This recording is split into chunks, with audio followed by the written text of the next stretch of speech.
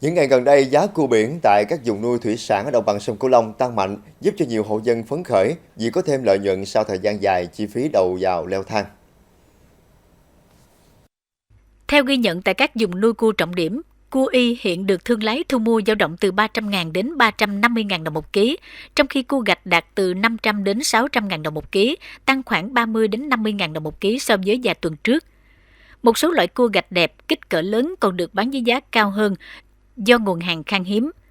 Người nuôi cua cho biết nguyên nhân giá tăng chủ yếu do nhu cầu tiêu thụ tại các chợ đầu mối, nhà hàng và các đô thị lớn tăng mạnh trong khi nguồn cung giảm. Thời tiết nắng nóng xen kẽ mưa trái mùa khiến tỷ lệ cua đạt chuẩn thương phẩm thấp hơn mọi năm, sản lượng thu hoạch giảm từ 20 đến 40%. Bên cạnh đó, nhiều hộ nuôi hạn chế thả giống do lo ngại chi phí thức ăn, con giống và môi trường nuôi biến động, nên lượng cua cung ứng ra thị trường không nhiều.